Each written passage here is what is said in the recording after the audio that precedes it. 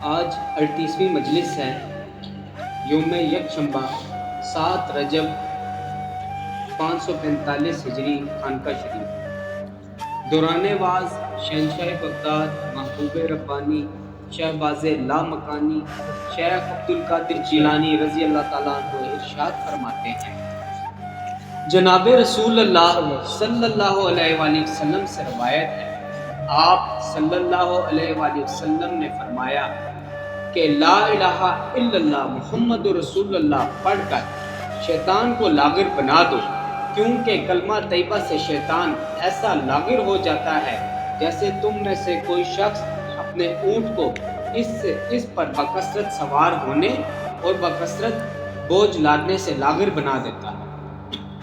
صاحبو، کلمہ لا الہ الا اللہ کے صرف لفظ سے نہیں بلکہ اس کو اخلاص سے کہہ کر اپنے شیطانوں کو لاغر بناؤ۔ توحید انسان و جنات دونوں قسم کے شیطانوں کو جلا دیتی ہے، کیونکہ وہ نار ہے شیطانوں کے لیے اور نور ہے اہل توحید کے لیے۔ تو لا الہ الا اللہ کس طرح کہتا ہے حالانکہ تیرے قلب میں کیا کچھ معبود بھرے ہوئے ہیں؟ اللہ کے سوا ہر چیز جس پر تو اعتماد اور بھروسہ کرے وہ تیرے بت ہیں۔ قلب کے مشرک ہونے پر زبان کی توحید تجھ کو مفید نہ ہوگی، دل کی گندگی کے ساتھ جسم کی پاکی تجھ کو نفع نہ دے گی۔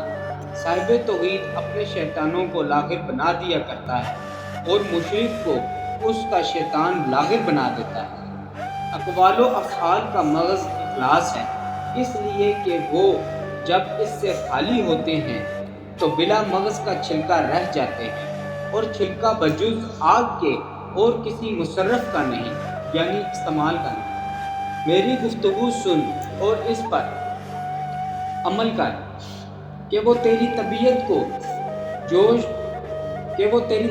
کے جوش کو بجھا دے گی اور تیرے نفس کی شوکت کو توڑ دے گی۔ ایسی جگہ مت جا جہاں تیری طبیعت کا جوش بھڑکے کہ وہ تیرے دین اور ایمان کا گھر ویران کر دے گی۔ طبیعت اور خواہش، نفس اور شیطان بھڑک اٹھیں گے، بس تیرے دین اور ایمان اور ایقان کو ملیا میٹ کر دیں گے۔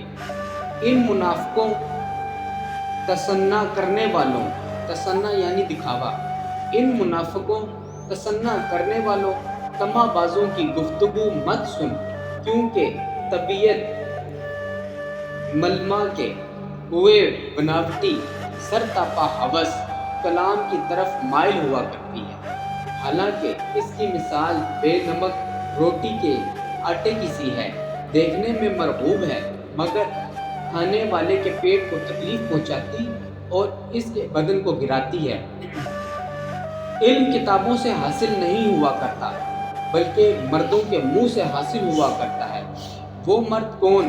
مردان خدا، متقی، تارک الدنیا، وارث انبیاء، صاحبان معرفت، باعمل اور مخلص بندے۔ جو چیز تقوی کے مغیر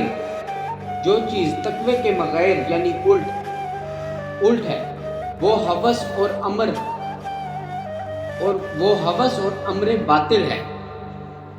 جو چیز تقوی کے بغیر ہے اور وہ ہوس اور امر باطل ہے۔ ولایت دنیا اور آخرت میں اہل تقوی ہی کی ہے۔ دنیا اور آخرت میں بنیاد اور تعمیر انہی کے لیے ہے۔ حق تعالیٰ اپنے بندوں میں صرف تقوی شار، نیکوکار، صابر ہی کو محبوب رکھتا ہے۔ اگر تیری طبیعت درست ہوتی تو ان کو پہچانتا اور محبوب سمجھتا اور ان کی صحبت اختیار کرتا۔ طبیعت اسی وقت درست ہوتی ہے جبکہ قلب حق تعالیٰ کی معرفت سے منور ہو جائے۔ جب تک معرفت صحیح نہ ہو اور خوبی و درستگی ظاہر نہ ہو جائے، اس وقت تک اپنے خیالات پر مطمئن نہ ہو۔